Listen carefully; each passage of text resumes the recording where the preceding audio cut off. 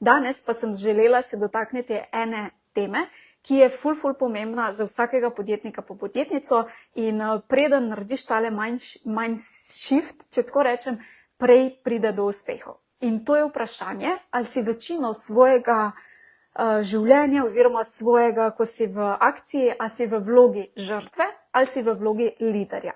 In ne me narobe razumeti, tukaj ne gre za kakršno napad ali pa obsojanje ali kaj takšnega.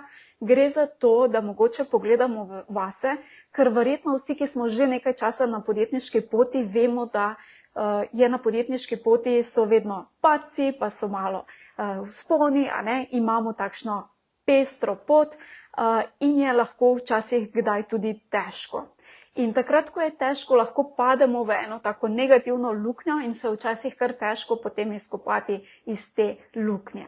In takrat je v bistvu fajn, da se spomnimo, kaj je naša obljuba samim sebi, ali želimo biti žrtev ali želimo biti lider.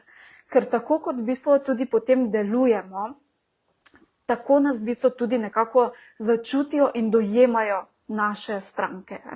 Če smo zmeraj v vlogi žrtve, kar pomeni, da zmeraj iščemo probleme, kako nekaj se ne da, kako je nekaj nemogoče, potem bomo tako v bistvu verjetno delovali tudi z našimi strankami.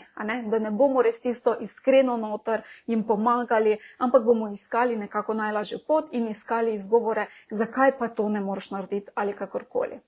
Če pa izberemo drugo pot, torej pot, kjer smo mi lider, pa bomo seveda tudi za naše stranke veliko bolj privlačni, ker jih bomo znali peljati iz točke A do točke B, ker jim bomo pokazali pot, jih še bolj podprli mogoče, kot so pričakovale in bodo od nas v bistvu dobile še več. In v tej fazi, torej ko se odločimo, da bomo lider, se v bistvu izbiramo, ko pridemo v neki problem, namesto da bi iskali izgovore, zakaj se nekaj ne da, kako se ne da, kako je nemogoče, kako je nefer in tako, gremo v bistvu samo naredimo shift in se začnemo spraševati, kako pa lahko. Kako lahko. In če ne vidiš poti, potem v bistvu začneš s tem, da v bistvu začneš iskati in raziskovati, kakšna je pot. Ali pa začneš raziskovati, kdo je že šel po tej poti in ti pri tem lahko pomaga, ti pokaže to pot. Tudi to je lahko prvi korak.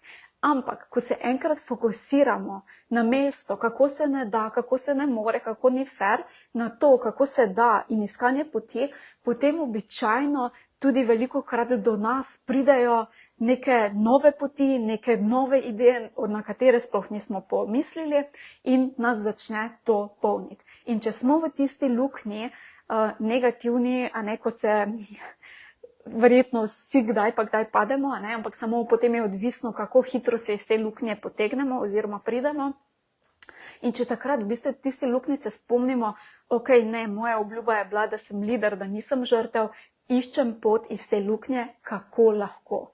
In ti povem, da to definitivno obstaja tudi moje stranke, ki so recimo v programu legendarni, ko padajo v luknjo, jaz sem ful ponosna takrat, ko so res odprti, ko padajo recimo v takšno luknjico, dvignejo roko in potem v bistvu gremo poiskati rešitev, točen konkretni načrt, kako lahko, ne samo nekaj v oblakih, ampak konkretne korake, kako lahko potem pridejo ven.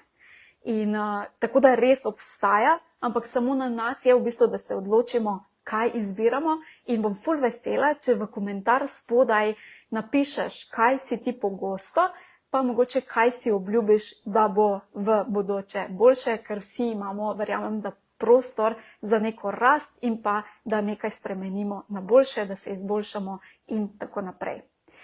Tako da res te povabim, da začnemo torej iz te žrtve, ki išče izgovore, da presedlamo v tega liderja, ki pa išče, kako je mogoče, v moč gremo iz te. In to se tudi pri strankah potem čuti, kar pomeni, da bomo kot magnet veliko bolj privlačili naše idealne stranke. Evo, se vidimo kasneje in uživaj. Čau, čau. Lep dan.